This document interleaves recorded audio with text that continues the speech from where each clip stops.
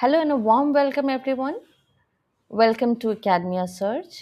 आज के इस एक्सप्लेनर में हम लोग फोनेटिक्स को पढ़ेंगे और इंग्लिश के साउंड्स को समझेंगे। अगर आपने मेरी फोनेटिक्स की पिछली वीडियोस नहीं देखी हैं तो उसे भी ज़रूर देखें। वहाँ मैंने फोनेटिक्स के बेसिक कॉन्सेप्ट्स को समझाया है और वो एक्चुअली बेसिक फाउंडेशन आपका तैयार कर देगा। लिंक आपके डिस्क्रिप्शन और प्लेलिस्ट में मिल जाएंगे। हम जानते हैं कि इंग्लिश में टोटल में 26 अल्फ़ाबेट्स है ए टू जेड, लेकिन इंग्लिश में सिर्फ 26 साउंड्स नहीं होती है।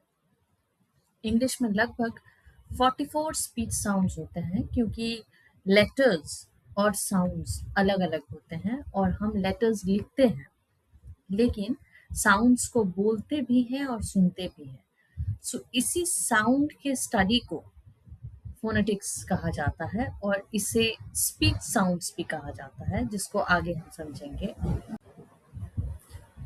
जैसा कि हम लोगों ने देखा, इंग्लिश अल्फाबेट्स में 26 अल्फाबेट्स होते हैं। इनमें से अगर देखें तो 5 वाउल्स होते हैं जो हम लोग जानते हैं, ए ई आई ओ यू, और कॉन्सोनेंट्स होते हैं 21।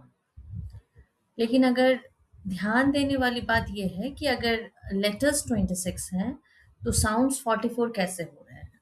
जैसा कि हमने कहा कि 44 साउंड्स जो है वो बोलने और सुनने के लिए है, सो ये स्पीच साउंड कहा जाता है। इसका मतलब ये हुआ कि एक लेटर का साउंड हमेशा एक जैसा नहीं होता है। कई बार एक ही लेटर का अलग अलग साउंड हो सकता है, इसीलिए इसमें 44 साउंड्स स्पीच साउंड्स है। सो यही एक छोटी सी बात है जो इंग्लिश प्रोनाउंसिएशन को इंटरेस्टिंग बनाता है। और इंग्लिश लेटर्स की आवाज़ें, जो आवाज़ बनती है यानी साउंड्स बनती है, वो 44 होती है। अब अगर हम लोग साउंड्स को देखें, 44 साउंड्स जो हम लोगों ने कहा स्पीच साउंड्स, उसमें से वाउल्स होते हैं 20 और कॉन्सोनेंट्स होते हैं 24। सो अगर हम लोग अल्फ़ाबेट देखें तो 26 अल्फ़ाबेट्स है और अगर हम लोग साउंड देखें तो 44 साउंड्स है। 44 साउंड्स में 20 साउंड्स होते हैं वावल साउंड्स और 24 साउंड्स होते हैं, वो होते हैं कॉन्सोनेंट साउंड्स।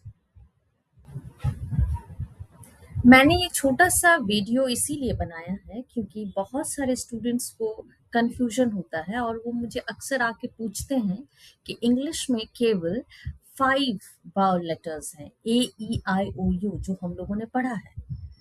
लेकिन जब हम लोग फोनेटिक्स में पढ़ाई करते हैं तो वावल साउंड्स कैसे 20 हो जा रहे हैं, या कॉन्सोनेंट अगर 21 है तो कॉन्सोनेंट साउंड्स कैसे 24 हो जा रहे हैं। यही सबसे बड़ा और कॉमन कन्फ्यूजन है और इसी कन्फ्यूजन को दूर करने के लिए मैंने ये वीडियो बनाया है। अब आपको ये समझ आ गया होगा कि लेटर्स एंड साउंड्स अलग अलग होते हैं। अगले वीडियो में मैं इन डिटेल वावल लेटर्स कैसे 20 वावल साउंड्स बन रहे हैं उससे शुरू करेंगे और स्पेशली हम लोग मोनोफथोंग से शुरू करेंगे। हर वावल साउंड को आसान एग्जाम्पल्स में समझेंगे और अगर आपको ये वीडियो अच्छा लगा हो, उपयोगी लगा हो, तो प्लीज़ लाइक और शेयर करें और एकेडमिया सर्च को सब्सक्राइब करना ना भूलें।